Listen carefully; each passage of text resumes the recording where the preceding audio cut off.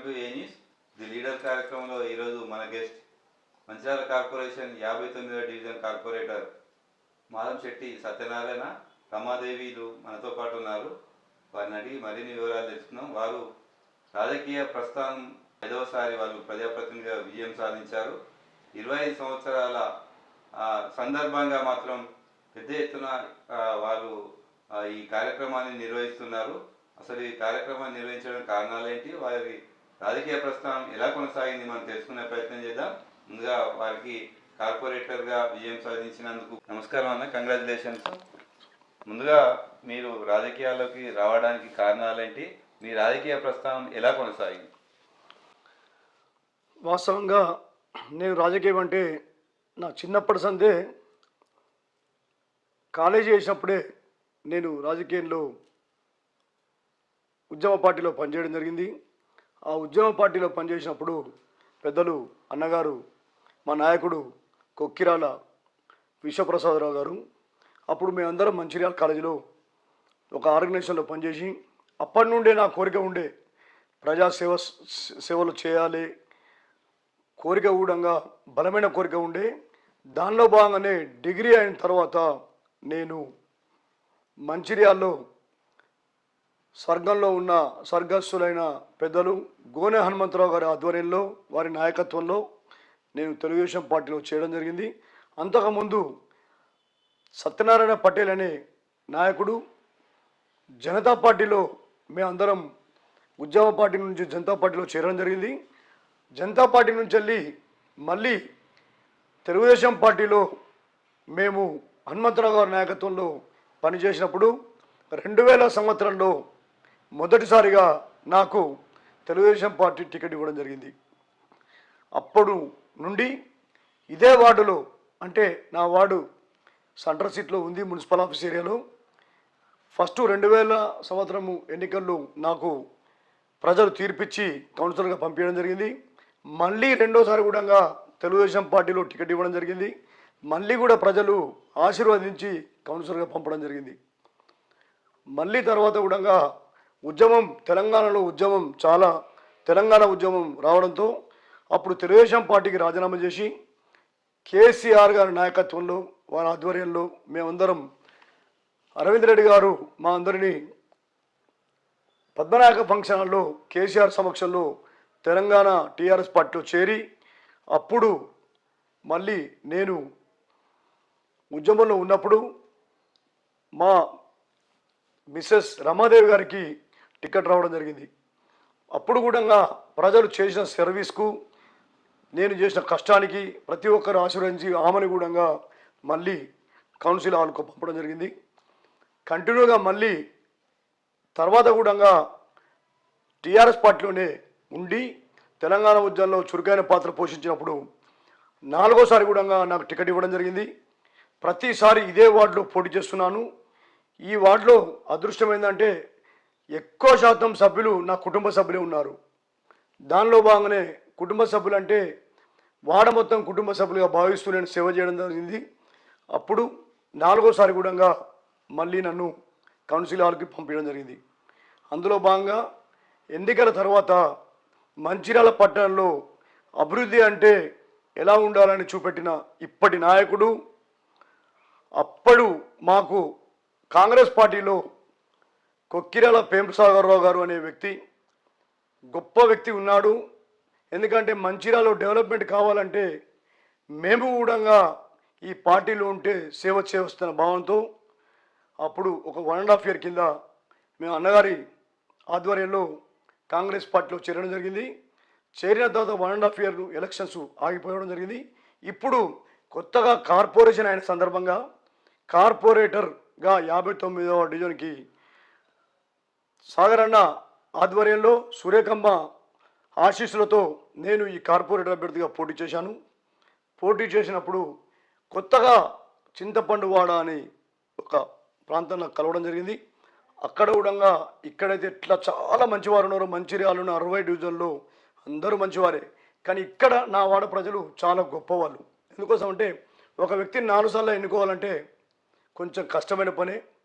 కానీ 5వసారి కూడా ఆ ప్రాంతం వారు కూడా నాకు చాలా ఆశీర్వదించి కార్పొరేటర్గా 181 మెజార్టీతో పంపించడం జరిగింది.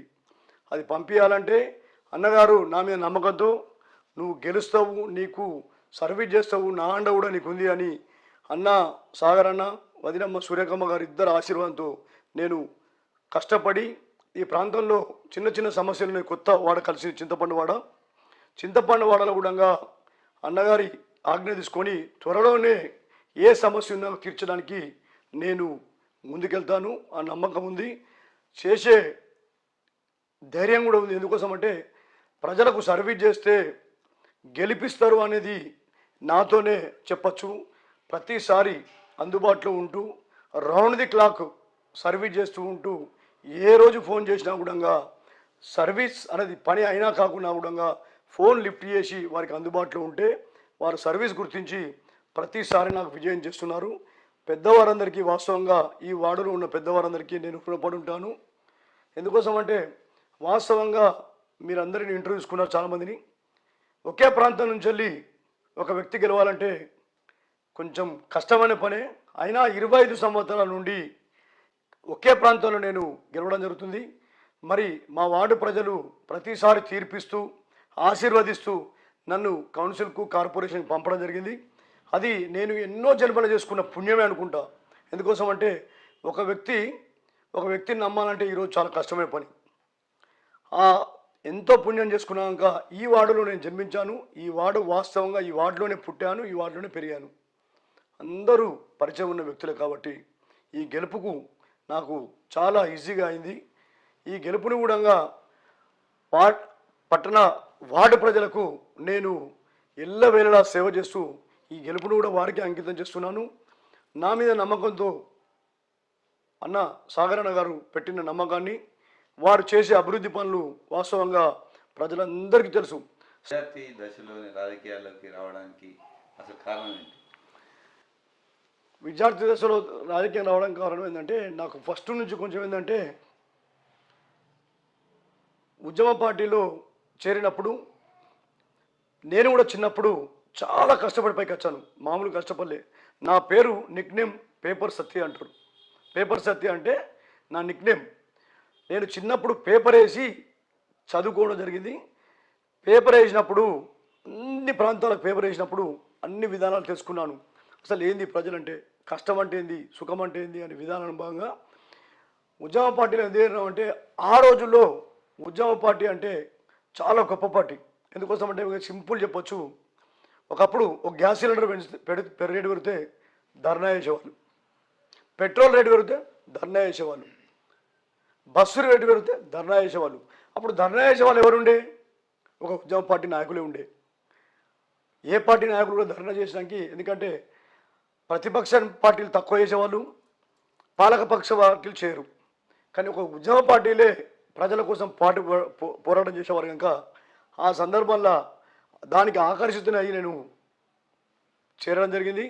ఉద్యమ పార్టీ కూడా విప్లవ భావాలతో కూడిన పార్టీ కనుక నాకు కులం వైశ్య కులమైన కూడా గుణం మాత్రం నాకు ప్రతిసారి విధానం కోసం పోరాటం చేస్తా కానీ వ్యవస్థలో ఒక వ్యక్తి కోసం పనిచేయను, వ్యవస్థ కోసం పనిచేసే గుణాలు ఉన్నాయి కనుక నేను ఆ ఉద్యమ పార్టీలో చేరడం జరిగింది. ఉద్యమ పార్టీలోంచి రాజకీయ పార్టీలోకి వెళ్ళడానికి కారణాలు ఏమంటే? కారణాలు అంటూ వాస్తవంగా ఏమీ లేవు. కారణం ఏంటంటే ఉద్యమ పార్టీలో చేసినాక ఉద్యమ పార్టీలో ఉండలేకపోయాం. ఎందుకంటే నిర్బంధాలు ఎన్నో జరిగినాయి. ఆ సమయంలో ప్రభుత్వ నిర్బంధాలకి అందరూ కూడా ఏదో ఒక పార్టీలో జాయిన్ అవ్వడం జరిగింది. ఆ పార్టీలో జాయిన్ అయినప్పుడే మేము జనతా పార్టీలో చేరడం జరిగింది. జనతా పార్టీ ఇక్కడ వాస్తవంగా తక్కువ ఉంది కాబట్టి ఒక నాయకునిగా కావాలని చేరినాం. కానీ తర్వాత మాత్రం గుర్తింపు ఉండాలి, ప్రజలకు సేవ చేయాలంటే ఒక మంచి పార్టీ ఉండాలంటే హనుమంతరావు గారి ఆధ్వర్యంలో మేము తెలుగుదేశం పార్టీలో అప్పుడు చేరడం జరిగింది. అదే భావనతోని పార్టీలో చేరడం జరిగింది. మేము చేసిన సర్వీస్తోని ఈ బాబు సర్వీస్ చేసే కెపాసిటీ ఉంది అని ఆ నాయకుడు మాకు సీట్ ఇచ్చిన కనుకనే కంటిన్యూగా అదే భావనతో దానిలోనే నేను నిమగ్నమై ఉన్నాను. వాస్తవంగా నేను ఏ రోజు కూడా ఒకటి మాత్రం చెప్పగలుగుతాను టీవీ ముందు, నా వార్డులో ప్రజా సమస్యల కోసం పోరాటం చేశాను. కానీ ఏ రోజు కూడా ఎవ్వరు ఏమడిగినా కూడా ఆశించకుండా పనిచేసిన దానికనే వాళ్ళు కూడా ఆశించకుండా నన్ను గెలిపిస్తారు. నా వాడ బెస్ట్ వాడ, మంచి వాడ, అన్ని వాడలు కూడా మంచివే, కానీ అది పర్ఫెక్ట్ వాడ కనుక నేను గెలవడానికి చాలా సింపుల్గా, ఎందుకోసం అంటే చాలామంది ఈ రాజకీయం. మాధవశెట్టి సత్యనారాయణ 5 సార్లు విజయం సాధించడానికి ప్రజల నుంచి ఎలాంటి స్పందన ఉంది? అసలు ప్రజలు మాధవశెట్టి సత్యనారాయణకు ఎందుకు ఓటేసినట్టు ఏం చెప్తారు? మాధవశెట్టి సత్యనారాయణ అంటే వాస్తవంగా నేను అందరి మనసులో ఉంటా. ఎందుకోసం అంటే ఏ రోజు కూడా నా ఇంట్లో కుటుంబ సభ్యులు తప్పు చేసినా కూడా దాన్ని నేను ఒప్పుకోను. తప్పు చేసి మనము శిక్ష అనుభవించడం కన్నా, నేను చాలాసార్లు చెప్తా, తప్పు చేస్తారా సూసైడ్ చేసుకుంటావా అంటే సూసైడ్ చేసుకునేదే మంచిది, తప్పు చేయొద్దు అని చెప్తాను నేను. ఎందుకోసం అంటే తప్పు చేస్తే శిక్ష అనుభవించడం కన్నా గొప్ప ఉండదు. ఎందుకంటే ప్రతిసారి మనం ఎవరైనా కనబడితే బాధపడుతూ ఉంటాం. ఒప్పు చేస్తే ఆనందంతో, వాస్తవంగా మీకు చెప్పొద్దు, ఇక్కడ టీవీలో నేను ఒకసారి స్ట్రోక్ వచ్చింది, బతికినాను, బైపాస్ అయింది, బతికినాను. అంటే భగవంతుడు ఏం చేసి నాకు ఒక వరం ఇచ్చిండు, నువ్వు కిందనే ఉండరా బాబు అని నేను పంపించినాక, తప్పు చేసి పైకి పోయిందాకన్నా మంచి చేసి కింద ఉంటే లాభం అని చెప్పి నా ట్రీట్మెంట్ కానీ నాకు ధీమా ఉంది కనుక నేను గెలవడానికి కూడా ప్రతి ఒక్కరు మీరు ఎవరన్నా ఇంటర్వ్యూ చేసుకోండి, ఏ వాడలో ఏం జరిగింది చెప్ప, నా వాడలో మాత్రం డిసిప్లిన్ ఉంటుంది. పోలీస్ డిపార్ట్మెంట్ వారు కూడా క్రైమ్లెస్ వార్డ్ అవార్డు ఇచ్చారు. క్రైమ్లెస్ వార్డ్ అంటే నా వాడలో క్రైమ్ లేదు, అందరూ గొప్పవాళ్ళు, డబ్బున్న వాళ్ళు, డబ్బు అంటే దానం చేసే గుణం ఉన్నవాళ్ళు, దాంతోపాటు ఏది ఆశించకుండా సేవ చేస్తే సరిపోతుందనే ఆలోచనతో నేను సేవ చేయడానికే ఉన్నాను కనుకనే నన్ను గెలిపించడం జరుగుతుంది. నా దగ్గర ఏమీ లేదు. కానీ ప్రజల వద్దకు పోయినప్పుడు ప్రజలు ఎట్లా రిసీవ్ చేసుకున్నారు ఎన్నికల్లో? అంటే ఈ 5 సార్లు ఎన్నికల్లో ప్రజల నుంచి ఎలాంటి స్పందన వచ్చింది? ప్రజలకు మీరు ఏం చెప్పితే ప్రజలు మిమ్మల్ని నమ్మి ఓటేసినారు? ప్రజలు నమ్మి ఓటేయడం అంటే వాళ్ళకి ఆల్రెడీ తెలుసు. ఎందుకోసం అంటే మాధవశెట్టి అనే వ్యక్తి ప్రజల మనిషి, ప్రజల గుండెల్లో ఉంటాడు, ప్రజలు కూడా నా గుండెల్లోనే ఉంటారు. చాలామంది ప్రతిసారి అంటూ ఉంటారు గెలవడు గెలవడు గెలవడు అని. గెలవడానికి బయటి వాళ్ళు అంటారు కానీ ఓటర్లు ఎప్పుడు గెలవడు అని చెప్పడు. గెలుస్తాడు గెలుస్తాడు గెలుస్తాడు అని చెప్తాడు. 5వసారి కూడా గెలిపేయడానికి అది ఒకటే కారణం. ఎక్కడ పోయినా ఏ రోజున్నా సమస్య ముందు కానీ సమస్య కన్నా వేరే పరిష్కారం ఉండదు. తప్పు చేసిన వ్యక్తికి కూడా మనం సర్వీస్ చేస్తే నెక్స్ట్ టైం వారు కూడా మనకు సర్వీస్ చేసినని ఓటేయడం జరుగుతుంది. శత్రువు అనేవాడు లేకుంటే మిత్రుడే అవుతాడు. అందరికీ ఓటేస్తారని గ్యారంటీ కాదు, కొందరు వేరే పార్టీ కూడా వేస్తారు. మనకు చాలామంది అంటారు అన్న వాడు ఓటేయలేదు, ఓటేయకుండా మనోడే. నెక్స్ట్ టైం వాళ్ళ ఓటేస్తారు కావచ్చు అని పనిచేసినప్పుడు ఓటు ఏడు కావచ్చు, డిస్టర్బ్ అయితే ఏడు. ఒక వ్యక్తి డిస్టర్బ్ చేయకుంటే ఓటేసినట్టు లెక్క. అన్ని పార్టీలకు ఉంటారు అభిమానులు, ఉండరం కాదు కదా, మనం దేవుళ్ళం కాదు. దేవుడు వస్తుంటే పరిచయం అవుతారు, మనమెంత ప్రజలం. డిస్టర్బ్ చేయకుండా వాళ్ళకు సర్వీస్ చేస్తే నెక్స్ట్ టైము ఏ పార్టీకి అభిమానం ఉన్నా ఓటు ఏరు కావచ్చు, ఆ పార్టీకి వేసుకుంటారు. కానీ వేరే పార్టీకి అంటే నాకు డిస్టర్బ్ చేయకుండా పనిచేస్తారు కనుక వాళ్ళు కూడా నాకు గెలుపుకు సహకరించిన వారు అవుతారు. అదే మెయిన్. ఎవరైనా సర్వీస్ చేయాలి. తప్పు చేసిండు ఓటు వేయలే అని కూడా మనం ముంగడ కూడా ముద్ర కొట్టినా మనం పనిచేసి పెట్టాలి. మీరు చెప్పండి అమ్మా, మీరు కౌన్సిలర్గా గెలిచారు, కౌన్సిల్లోకి వెళ్ళారు, ప్రజా సమస్యలను మీరు కూడా కౌన్సిల్లో ప్రస్తావించారు. ప్రజలకు మీరు పోటీ చేసినప్పుడు ప్రజల వద్ద నుంచి ఎలాంటి స్పందన వచ్చింది అంటే ఏం చెప్తారు? అంటే అంతకుముందు కూడా మా వారు ఉండేవారు. ఈసారి కూడా నేను నిలబడ్డప్పుడు కూడా ఆయనలాగానే నన్ను కూడా ఆదరించి భారీ మెజార్టీతోటే గెలిపించిండ్రు. అప్పుడు కూడా వాళ్ళకి ఏంది అంటే అప్పుడు అన్న ఉండే, ఇప్పుడు వదిన ఉన్నది, అంతే తేడా, వేరే తేడా ఏముండదు. అన్నయ్య ఎట్లనో వదిన కూడా అట్లనే అని అందరూ అదే భావనతోటి అట్లనే మా ముందుకు తీసుకొచ్చిండ్రు. ఇప్పుడు కూడా ఇన్ని సంవత్సరాలు వాళ్ళ ఆదరాభిమానాలు ఉన్నాయంటే చాలా హ్యాపీగా ఫీల్ అవుతున్నాం. ఎందుకంటే ఒక్క వాడలా మనం ఇన్ని సంవత్సరాలు గెలవాలంటే చాలా చాలా ఆ భగవంతుడి ప్రజల దీవెన అంతే. వాళ్ళు ఎలా స్వీకరిస్తున్నారో వాళ్ళ మనసులో మా వారు ఎట్లా ఉన్నాడో మనకు తెలియదు, కానీ ఈ ఓటు ద్వారా వాళ్ళందరూ మమ్మల్ని ఆదరించి వాళ్ళ హక్కున చేరుకొని వాళ్ళ కుటుంబ సభ్యులలాగా మమ్మల్ని చేరదీసి ఇన్ని రోజులు మమ్మల్ని ఆదరార్పించడానికి అందరికీ పేరు పేరున ధన్యవాదాలు తెలుపుతున్నాను. ముఖ్యంగా అంటే ఒక నాయకుడు 25 సంవత్సరాలుగా పోటీ చేసి గెలవడం అంటే అంత ఆశామాషి కాదు. ఇప్పుడున్న ఈ జనరేషన్లో కష్టం. జనరేషన్లో కష్టం. అయినప్పటికీ మాధవశెట్టి సత్యనారాయణ అనే వ్యక్తిని 5 సార్లు 25 సంవత్సరాలుగా ప్రజలు ఆదరిస్తున్నారంటే వారికి మీ వారు చేసినటువంటి ఎలా వారికి మీకు సంబంధాలు ఉంటాయి? అంటే మీరు ప్రత్యక్షంగా ఆయన పక్క నుండి చూస్తారు, ఎట్లా ఉంటుంది ఆయనకు ప్రజల నుంచి మధ్య సంబంధం? అంటే మా వారి గురించి నేను చెప్పొద్దు, కానీ ఎవరైనా ఏదైనా పనికి వస్తారు కదా, నేను చూస్తా కదా, తినంగా కూడా వస్తే తినే పల్లెం మీదకి వెళ్ళి లేచిపోయి కూడా వాళ్ళని ఏంది ఏందని ఎప్పుడన్నా నేను తింటున్నాడు అని అనగానే లోపలనే లేచి వస్తాడు. నువ్వు అట్లా చెప్పద్దు, నేను వాళ్ళ ఇన్న తర్వాత నేను మళ్ళీ వచ్చి తింటా కదా, వాళ్ళకు ఎంత పని ఉంటే వచ్చిండ్రో, నువ్వు అట్లా అనద్దు అని నన్ను ఎన్నోసార్లు మందలిచ్చిన రోజులు ఉన్నాయి. నేనేంది అంటే అన్నం తింటున్నాడు అని అనే లోపే వచ్చేస్తాడు. అట్లా అంటే వాళ్ళకి అందరికీ ఏంది అంటే అన్నయ్య ఒక ధైర్యం. అన్నయ్య ఏ టైంలో అయినా కూడా ఎవరైనా కూడా చాలామంది అన్నయ్య వదిన అనే పిలుస్తారు. ఎక్కువ మట్టుకు మా వాడల అందరూ కూడా అన్నయ్యకి అర్ధరాత్రి ఫోన్ చేసినా కరెంటు కోసం కానీ నల్లాల గురించి ఎండాకాలం అయితే బాగా సమస్య. మా వాడల నల్ల ఈ ఏరియా అంతా బాగా నీళ్ళ ఇబ్బంది.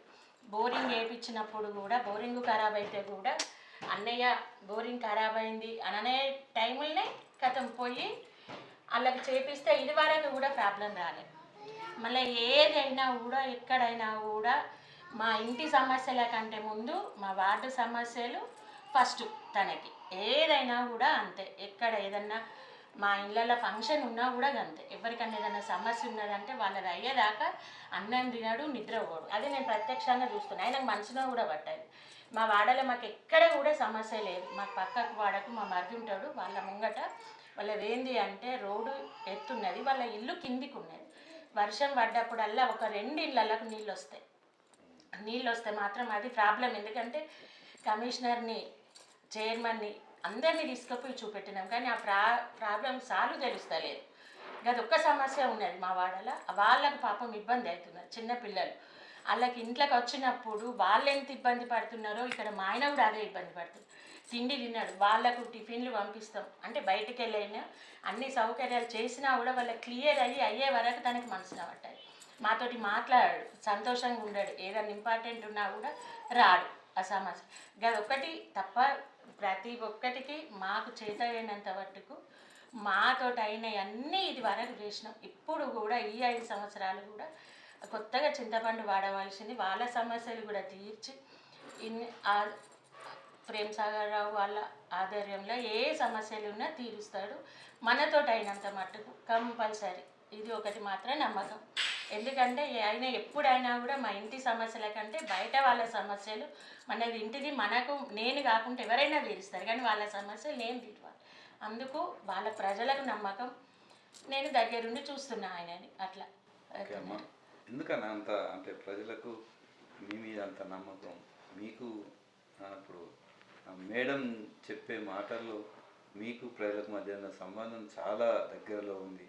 ఎందుకు ఒక తినడం విషయంలో కూడా ప్రజలు వస్తే మీరు వెళ్ళడం అనేది ఎందుకు అంత దగ్గరలో ఉంటారు? ప్రజల గిట్టంగా సేవ చేస్తే నేను ఒక ఉదాహరణ మీకు చెప్పిన, ఒకసారి స్ట్రోక్ వచ్చిన బతికిన, రెండోసారి బైపాస్ వచ్చిన బతికిన. అంటే కారణం ఏంటంటే ప్రజల ఆశీర్వాదంతోనే నేను మళ్ళీ బతికినా. కానీ చాలామంది చనిపోయారు వాస్తవంగా, కానీ నేను ఎందుకు బతికినా అంటే వాళ్ళ దీవెనలు నా మీద ఉన్నాయి కనుక బతికినా అనే ఆలోచన నాకుంది.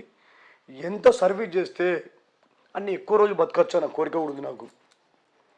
ప్రతి వ్యక్తి బతకాలని కోరుకుంటుంది కదా.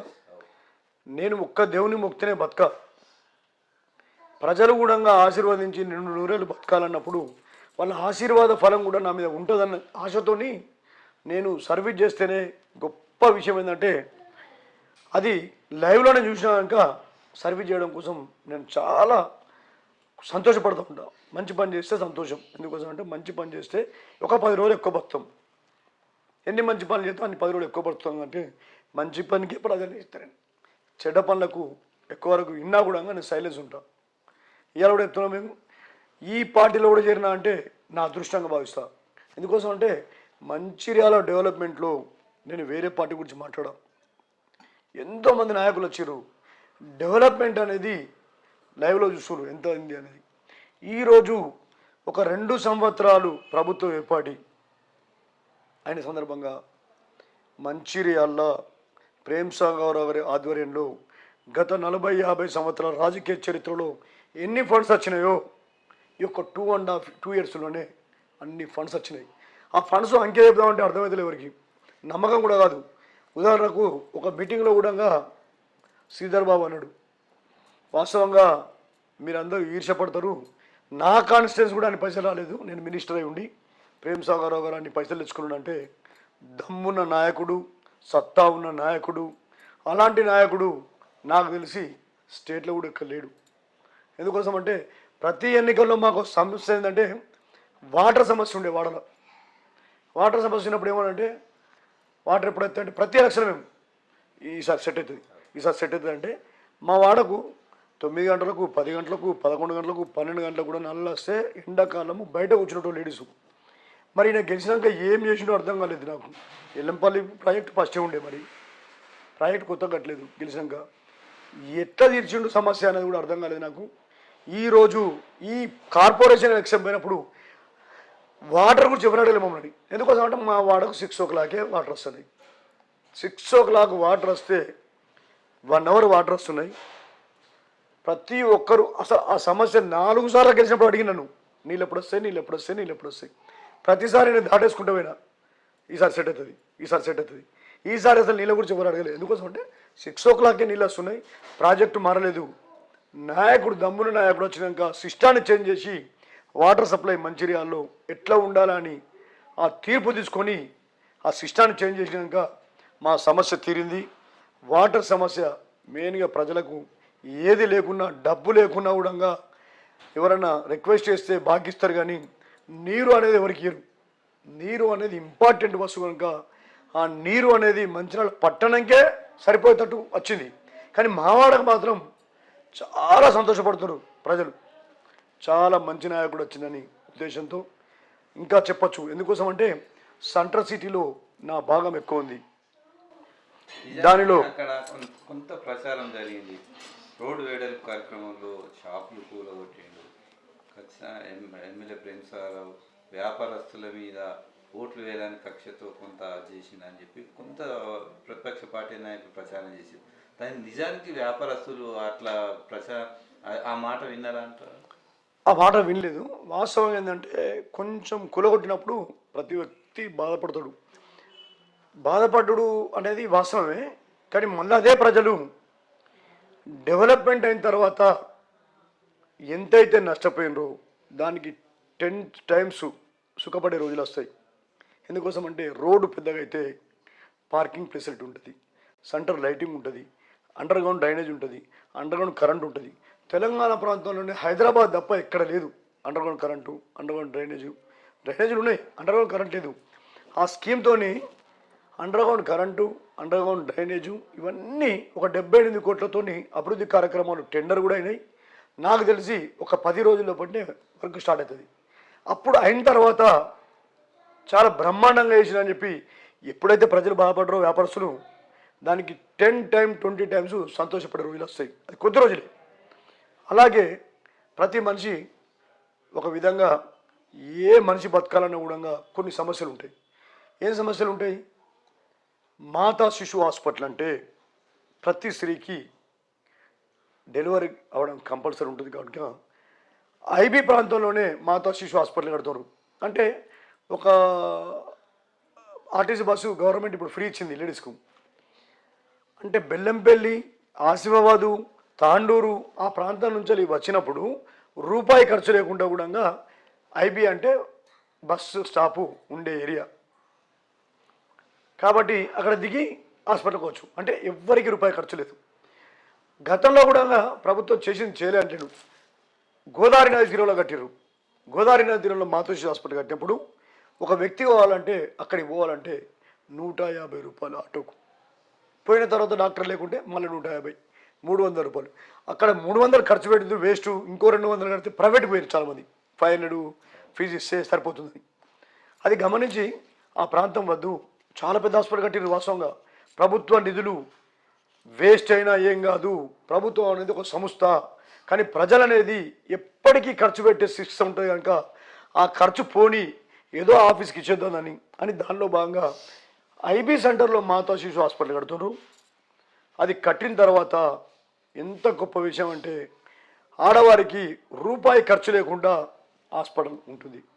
సెకండ్, ఏజ్ పెరిగిన వారికి గర్భిణీ స్త్రీలు అంటే మాతా శిశు హాస్పిటల్. మనం మగవాళ్ళం ఉన్నాం, చాలామంది ఇబ్బంది పడుతూ ఉంటారు. హైదరాబాద్ హాస్పిటల్ పోవాలంటే ఇవాళ డాక్టర్ వ్యవస్థలో కొన్ని లక్షల రూపాయల ఎక్స్పెండిచర్లు అవుతున్నాయి. ఎక్స్పెండిచర్లు అవుతుందంటే సామాన్య మానవుడు కొంచెం కష్టమైన పరిస్థితి. ప్రపంచంలో ఏమి లేకుండా కూడా ప్రభుత్వాలు విద్య వైద్య ఈ రెండు స్కీమ్స్ గిట్టంగా ఇంప్లిమెంట్ చేస్తే చాలా బ్రహ్మాండంగా ప్రజలు ఉండొచ్చు. ప్రభుత్వం ఏం చేస్తుందో తెలియదు నాకు, కానీ మా నాయకుడు మాత్రం అదే డ్రీమ్, విద్య వైద్య అనే డ్రీమ్ తీసుకొని ఒకటి సూపర్ స్పెషాలిటీ హాస్పిటల్ 350 కోట్లతోని హైదరాబాద్ నగరాల్లోనే ఉండే హాస్పిటల్ లాగా కడతాడు. అది కూడా ఏ రోజు కూడా పని అవుతలేదు. ఐబీదే, అది కూడా నా వార్డులోనే ఉంది, నా డివిజన్లోనే ఉంది. నేను చాలా అదృష్టవంతుని. ఎందుకోసం అంటే చెప్పుకోవడానికి ఒక ప్రాంతం నాది ఉంది అంటే అదృష్టవంతునిగా భావిస్తాను. అది కూడా 7 ఫ్లోర్స్, 7 ఫ్లోర్లలో హైదరాబాదు వాళ్ళు కూడా మంచిర్యాల వచ్చి హాస్పిటల్లో జాయిన్ అయ్యడానికి కూడా వచ్చే అవకాశాలు కూడా ఉంటాయి, వస్తారు కూడా అని నేను ఆలోచిస్తున్నా. ఎందుకోసం అంటే అంత పెద్ద హాస్పిటల్ 350 crores ఫండ్ తెచ్చిండు, కడుతుండు, పర్యవేక్షణ కూడా ప్రతి నెల చేస్తాడు. ఏ నాయకుడు వాస్తవంగా వెళ్ళిపోతారు. నిజానికి చూస్తే అంటే ఈ నియోజకవర్గం ఏర్పడి నుంచి చూస్తే చాలామంది నాయకులు వచ్చిండ్రు పోయిండ్రు జరిగింది, కానీ ఎవరు కూడా ప్రజలకు అత్యంత అవసరం ఉన్న విద్యా వైద్యం మీద ఫోకస్ చేయలేదు. ఎమ్మెల్యే ప్రేమ్ సాగర్ రావు దాని మీద ఎక్కువ ఫోకస్ ఎందుకు చేసినంటే ఏం చెప్తారు? విద్యా వైద్యం మీద డ్రీమ్ ఉంది నాయకుడు. వాస్తవంగా ఇక్కడ విద్యా వైద్యం మీద పెట్టిన తర్వాతనే అన్నగారిని చూసి రేవంత్ రెడ్డి గారు కూడా వారి ప్రాంతంలో ఇంప్లిమెంట్ చేసిండు. అంటే పెద్ద నాయకుడే, కానీ డ్రీమ్ ఉన్న నాయకుని దగ్గర నుంచి నేర్చుకోవచ్చు. ఎందుకంటే చాలామంది చెప్తూ ఉంటారు విద్య అనేది ఇవాళ కొంచెం కష్టమైన పని. పిల్లలకు చదివించాలంటే ఎక్స్పెండిచర్తో కూడిన వ్యవస్థగా మారింది. చాలాసార్లు చెప్తుండు ప్రైవేట్ స్కూళ్ళన్నీ కొన్ని రోజులతో బంద్ అయిపోతాయి, ప్రైవేట్ హాస్పిటల్ కూడా బంద్ అయిపోతాయి అని చెప్తాడు ఇప్పటికీ అన్నగారు. ఎందుకోసం అంటే ప్రైవేట్ స్కూల్ ఎందుకు బంద్ అవుతాయి అంటే లక్ష్మీపేట మండలంలో రెబ్బెనపల్లి అనే ప్రాంతంలో 5,000 మందికి అకామిడేషన్ చేసే చాలా ఇంటర్నేషనల్ స్కూల్. ఒక వాస్తవానికి అమౌంట్ చెప్పొస్తారు ఎన్ని కోట్లని అర్థమవుతుంది ఎవరికి. 250 కోట్లతోని ఒక గుట్ట ప్రాంతంలో కట్టడం జరుగుతుంది. అక్కడ దామోదర రాజనరసింహ గారు అందరూ వస్తే శంకుస్థాపన కొరకు దామోదర రాజనరసింహ గారు స్పీచ్లు అయిపోయిండు. ఏమని చెప్పిండంటే ఇంత దూరం తీసుకుపోతాడు మమ్మల్ని, ఓ 10 మందో 20 మంది ఉంటారు వచ్చి కొబ్బరికాయ కొడతామంటే ఆ రోజు 1,00,000 జనాభాతోని అక్కడ మీటింగ్ పెడితే స్పీచ్లో చెప్పిండు మినిస్టర్. అసలు ఇది సాధ్యమైన పని కాదు, అసలు ఎట్లా పెట్టిండు, ఇక్కడికి మీటింగ్కి ఎట్లా వచ్చారు, ఇంతమంది ఎట్లా వచ్చారు అంటే 2 రోజుల ముందే టైం డిక్లేర్ అయితే అంతమందిని ఆధారాభయాలతో ఎవరి అభిమానంగా వాళ్ళే రావడం జరిగింది. 1,00,000 మందికి భోజనాలు పెట్టిండు అక్కడ అంటే ఉట్టుటి మాట కాదు. వాస్తవంగా ప్రజల్లో ఉన్న దేవుడు అంటే ఓన్లీ ప్రేమ్ సాగర్ రావు అని చెప్పొచ్చు. ఇది నిదర్శనం. ఎందుకోసం అంటే సూపర్ స్పెషల్ హాస్పిటల్ కడుతుండు, విద్య కోసం పిల్లల కోసం కడుతుండు. కానీ ప్రతి మనిషి పుట్టిన వ్యక్తి ప్రతి ఒక్కరూ చనిపోక తప్పదు. చనిపోయినప్పుడు కూడా తృప్తిగా చనిపోవాలంటే మనం మంచిర్యాల పట్టణ వాస్తవులే అనుకుంటాం. ఎందుకోసం అంటే మహాప్రస్థానం అనేది తెలంగాణ ప్రాంతంలోనే గోదావరి నది తీరంలో ఒక బ్రహ్మాండమైన, అది దేవాలయమా మహాప్రస్థానం అంటే ఒక శ్మశాన వాటికన అన్నది తెలియడం లేదు ఎవరికి. శివుని రూపంలో శివుని పెట్టిండు. దానికి ఆడ దసరా అప్పుడు కానివ్వండి, శివరాత్రి అప్పుడు కానివ్వండి, ప్రతి ఒక్కరూ అక్కడ సెల్ఫీలు దిగి ఓపెనింగ్ అప్పుడు శివరాత్రి రోజు ఓపెనింగ్ చేసిండు. 1,00,000 మంది దాన్ని సెల్ఫీ రూపంలో పెట్టుకోవడం జరిగింది. ఇప్పుడు కూడా చాలామంది ఏమంటుందంటే ఈ ప్రాంతం నుంచి హైదరాబాద్ సెటిల్ అయ్యారు. వాళ్ళు ఏమంటారంటే రిలేషన్కి ఏం చెప్తారంటే చనిపోయిన తర్వాత మాత్రం మీరు మంచిర్యాల తీసుకొచ్చి కాలబెట్టరు కానీ హైదరాబాద్ కాలబెట్టద్దు మమ్మల్ని. అని చాలామంది లైవ్లో చెప్పారు. అది నేను కూడా మా కమ్యూనిటీకి నేను పట్టణ వైశ్య సంఘానికి చైర్మన్గా ఉన్నాను. వైశ్య కమ్యూనిటీ కనుక చాలా పెద్ద కమ్యూనిటీ కనుక ఈసారి గతంలో వాస్తవంగా మార్వాడీస్ కానీ వైశ్యాస్ కానీ వ్యాపారస్తులు కానీ బీజేపీకి ఎక్కువ ఓట్లు వేసేవారు. ఇది చూసిన తర్వాత అన్నగారు ఏమంటున్నారు, 4 సంవత్సరాలు మాత్రమే నేను పనిచేస్తాను, 5వ సంవత్సరం ఒక 30 సంవత్సరాల వరకు ఏ ఎమ్మెల్యే గెలిచినా పని ఉండదు, మీకు అన్ని పనులు అయిపోతాయి, పార్క్ కానివ్వండి, స్టేడియం కానివ్వండి, లిస్టు చెప్తే ఒక బుక్ ప్రింట్ చేయొచ్చు. 4వ సంవత్సరం మాత్రం నేనే అనుకుంటున్నాను, మంచిర్యాల పట్టణ ప్రజలకు ఒక బుక్ రూపంలో ఇంటర్వ్యూ పెడితే ఒక అమ్మాయిని అడిగింది, సార్ పార్క్ లేదని. అమ్మ పార్క్ అయిపోతుంది, 22 ఎకరాలతో పాత మంచిర్యాలలో పార్కు నిర్మాణం అవుతుంది. 7 సంవత్సరాల పిల్లగాడు నుంచి 70 సంవత్సరాల పిల్లగాడు అలా పోతే ఎంజాయ్ చేసి రావచ్చు అంటే పార్క్ అయిపోతుంది. మరి హాస్పిటల్ అయిపోతుంది, స్టేడియం అయిపోతుంది అన్నీ అయిపోతున్నాయి అంటే అన్నీ అయిపోతాయి. ఈ టైంలో నెక్స్ట్ టైం ఎన్నికలకు పోయినప్పుడు ప్రజలే ఓట్లేసి గెలిపిస్తారు కానీ మేనిఫెస్టో వద్దు, ప్రజలకు ఏది సర్వీస్ చేయకుండా కూడా ప్రేమ్ సాగర్లో ఉన్నన్ని రోజులు నాకు తెలిసి నా ఊహకు అందిన విచారం ప్రకారం వాళ్ళ కుటుంబ సభ్యులే ఎమ్మెల్యేగా ఉంటారు కానీ వేరే వారికి అవకాశం రాదని ఈ టీవీ ద్వారా నేను ప్రజలకు కూడా చెప్తున్నాను. అది అందరూ నిర్ణయం అయిపోయింది ప్రజలకు. ఈసారి కూడా అన్నగారు కొంచెం ఆరోగ్య పరిస్థితి మంచిగా లేక ఇంట్లో ఉండి 44 సీట్లు కార్పొరేషన్లో హయ్యెస్ట్ మెజార్టీ స్టేట్లో 44 సీట్లు వచ్చింది ఒక మంచిర్యాల ప్రాంతమే. అది చెప్పుకోవచ్చు. సర్పంచ్ ఎలక్షన్లో కానివ్వండి, ఇప్పుడు కానివ్వండి, ఇంట్లో ఉండి గెలిపించిన నాయకుడు ఎవరంటే ఓన్లీ ప్రేమ్ సాగర్ రావు, సూర్యకమ్మని అని చెప్పచ్చు. ఈ యొక్క వేదిక ద్వారా టీవీ వారికి, న్యూస్ వారికి నేను రిక్వెస్ట్ ఏం చేస్తున్నా అంటే ఉన్నది ఉన్నట్టు చెప్పండి ప్రజలకు. మీ ఛానల్ అలాంటి ఛానలే, దమ్మున్న ఛానల్ మీది.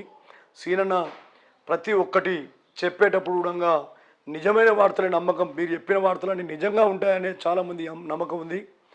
అలాగే ప్రేమ్ సాగర్ గురించి అని చెప్పినప్పుడు వేరే వారి గురించి చెప్పొద్దని అంటలేను, నిజమైన వార్తలు చెప్తారు కనుక ప్రజలకు మీ ద్వారానే సర్క్యులేట్. ఎందుకోసం అంటే ఒక వ్యక్తి వైరల్ కావాలంటే ప్రెస్సు, మీడియా వాళ్ళే.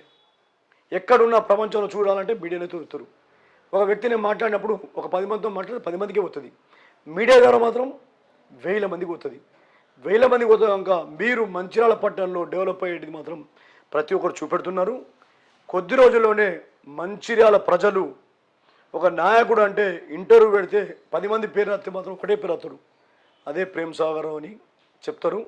ఈ న్యూస్ ద్వారా నేను వారికి రుణపడి ఉంటాను. ఈ యొక్క అవకాశం ఇచ్చి నన్ను ఇంటర్వ్యూ తీసుకున్న న్యూస్ వారందరూ కూడా ప్రత్యేక ధన్యవాదాలు తెలుసు. నన్ను కార్పొరేటర్గా గెలిపించిన వార్డు ప్రజలందరికీ, పెద్దవారందరికీ పాదాభివందనం చేస్తూ, చిన్నవారందరికీ నమస్కారం చేస్తూ ఈ అవకాశం ఇచ్చిన శ్రీనివాస్ గారికి, న్యూస్ కుటుంబ సభ్యులకు కూడా మా వార్డు ప్రజలందరి తరపున ప్రత్యేక ధన్యవాదాలు తెలుస్తున్నాను. చివరిగా 25 ఏళ్ళ మీ రాజకీయ ప్రస్థానంలో ఇప్పుడు వచ్చే యువతకు, నూతనంగా ఎన్నికైన కార్పొరేటర్లు కానీ నాయకులకు కానీ డబ్బులు పెడితే ప్రజాప్రతినిధిగా ఎన్నిక కావచ్చు అని కొంత అపోహలున్న నాయకులకు మీరేం చెప్తారు? డబ్బులు అంటే ఈ ప్రాంతంలో కానివ్వండి, ఈసారి ఎన్నికలు వాస్తవంగా 100% డబ్బు పెడితే గెలుస్తామనే మాత్రం తప్పది. ఎందుకోసం అంటే అన్ని పార్టీలో డబ్బు ఉంచారు, అది కోరికతో మంచిరా, ఎందుకు మంచిది అన్ని పార్టీ. దేనికి మాత్రం నేను ఒకటి మాత్రం ప్రతి ఒక్కరికి గమనించి చెప్తాను, డబ్బు పెడితే గెలవరు. డబ్బు ఇంత ఎత్తు పెట్టినా కూడా గెలవరు. సర్వీస్ చేస్తూ డబ్బు ప్రధానం కాదు, డబ్బు సపోర్ట్, ఓన్లీ సపోర్టే. అది 5,000 ఇచ్చారు, 3,000 ఇచ్చారు, 2,000 ఇచ్చారు అంటారు, అది నాకు తెలియదు. నా వాడలో మాత్రం నేను ఇప్పటివరకు 25 ఇయర్స్ కూడా నేను ఎప్పుడు డబ్బు వంచలే. డబ్బు ఇచ్చినా తీసుకోరు నా వాడల. ఎందుకోసం అంటే అందరూ ఉన్నత స్థితిలో ఉండి నాకే స్పాన్సర్ చేస్తా అంటే నాకు స్పాన్సర్ వద్దు, మీ దీవెనలు, మీ ఓట్లు ఉంటే నాకు స్పాన్సర్ చేసినట్టుగా నేను భావిస్తా. వాస్తవంగా ఈ వాడ మాత్రం వేరే వాడ గురించి నేను లైవ్లో పోలేదని చెప్తా. ఈ వాడలో మాత్రం ఎన్నడూ పైసలు ఖర్చు పెట్టలేదు. ఇంత కార్పొరేషన్ ఎలక్షన్ వచ్చేసరి ఇప్పుడు నేను రూపాయి ఖర్చు పెట్టలేదు. సరే కొన్ని సందర్భాలు కొన్ని కొన్ని ఖర్చు ఉంటాయి, అది మానవత్వంలో కంపల్సరీ చిన్న చిన్న ప్రాబ్లమ్స్ ఉంటాయి, చేస్తాం. కానీ డబ్బుకే ఓటేస్తాం అనమో తప్పది. ఫైనల్గా మీ డివిజన్ ప్రజలకు ఏం చెప్తారు? ఫైనల్గా నేను వాస్తవంగా డివిజన్ ప్రజలకు ఎంత చేసినా తక్కువనే. ఎందుకోసం అంటే ఒక ప్రాంతంలో గెలవాలంటే ఒక్కసారి గెలుతాం, రెండోసారి విరక్తి ఉడుతుంది, రెండోసారి గెలుతాం, మూడోసారి విరక్తి ఉడుతుంది, మూడోసారి గెలుతాం, నాలుగోసారి విరక్తి ఉడుతుంది. అంటే నాలుగోసారి గెలిచినాక ఎప్పటికీ నేను ఎందుకు అనే ఆలోచన వస్తుంది. ఐదోసారి కూడా ఎందుకు గెలిపించాను నన్ను? ఒకటే, డబ్బు ఏదైతే ప్రధానం కాదు. ఎన్నికల్లో డబ్బు ఇస్తే తీసుకుంటారు, కానీ అది ఎవరు కూడా ప్రపంచంలో మార్చలేరు, ఆ శక్తి ఎవరికి లేదు. ఇవ్వడం మీరు ఇస్తున్నారు, కానీ అదే సర్వీస్ చేస్తే చాలా ప్రాంతాల్లో ప్రూఫ్ ఇచ్చారు. చాలా ప్రాంతాల్లో పాటు ఈ వాడ ప్రూఫ్ ఒకటి, మీరు ఎవ్వరు ఇంటికాడ పోండి, సత్తాన్ని ఏమైనా పైసలు ఇచ్చినా అంటే ఒక్క వ్యక్తి కూడా సత్తాన పైసలు ఇవ్వలేదు. సర్వీస్ చేసినట్టు కానీ పైసలు జోలి మావాడలేదు. పైసలు ఉపయోగపడతాయి కావచ్చు, కానీ సర్వీస్ తర్వాత పైసలు నేను ఇవ్వరు పెట్టరని అన్నా. ఎందుకంటే ప్రపంచంలో తెలిసిన విషయమే, పైసలు నువ్వు ఒక్కడివైనా అందరు ఇచ్చిన అంటారు. పైసలు ఇస్తారు కావచ్చు, కానీ సర్వీస్ బేస్ చేసుకుంటే దాని తర్వాతనే పైసలు. అన్ని పార్టీలు ఇస్తారు, అన్ని పార్టీలు తీసుకుంటారు. ఒక్కటి మాత్రం ఓటు ఎవరియాలి, ఒకరికి వేయాలి.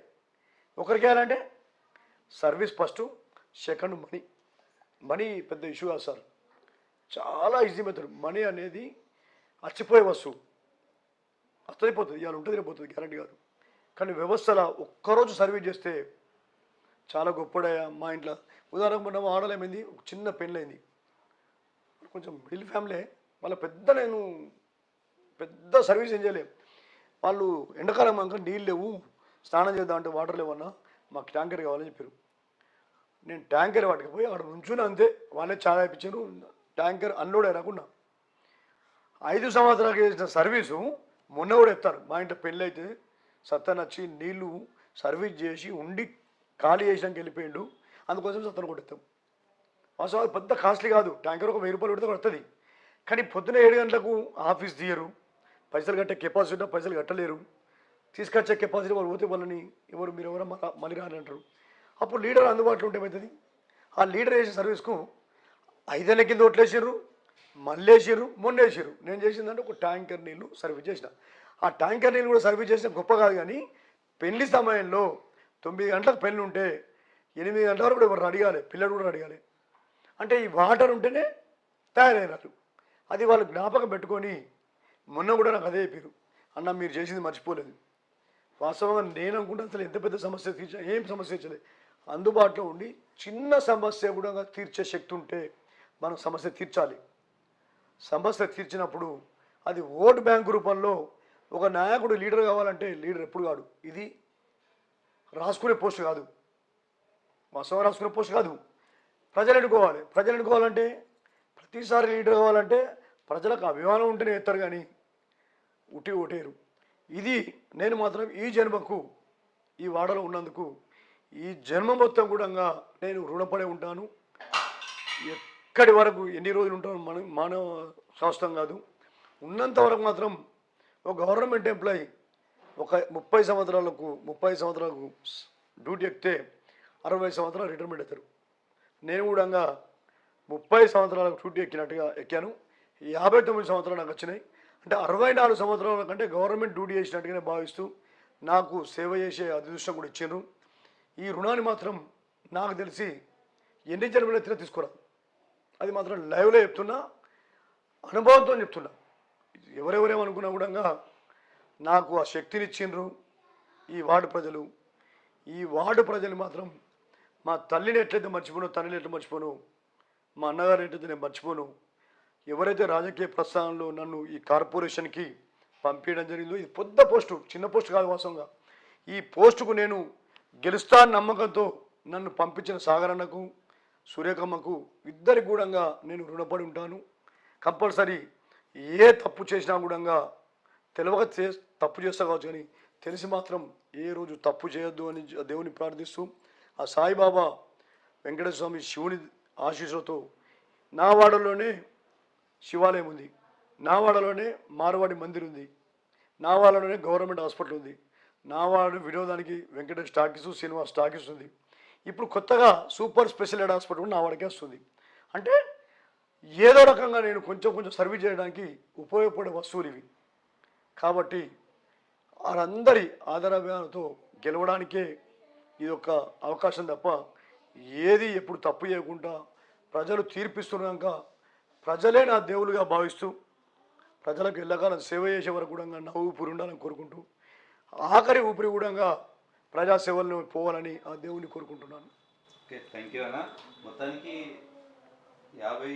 59వ డివిజన్ కార్పొరేటర్ మారంశెట్టి సత్యనారాయణ రమాదేవి వాళ్ళు మాత్రం ఈ 25 సంవత్సరాల వారి రాజకీయ ప్రస్థానంలో మాత్రం ప్రజల నుంచి వారికున్న సంబంధాలు వారి అనుభవం మాత్రం ఏనిస్తూ పంచుకున్నారు. నిజానికి ఒక నాయకుడు ఎలా ఉండాలి అనేది మాత్రం మారంశెట్టి సత్యనారాయణ చూసి నేర్చుకోవాలనేది ఇప్పుడున్న యువతరానికి మాత్రం యువతరం ఆలోచించవలసిన విషయం ఉంది. ఖచ్చితంగా ప్రజలకు సేవ చేసే ఏ నాయకుడైనా కూడా ఎప్పటికీ ప్రజల్లో ఉంటారనేది మాత్రం వీరి అనుభవాన్ని చూసి నేర్చుకోవాలి. మరో లీడర్తో మళ్ళీ కలుద్దాం. నమస్కారం.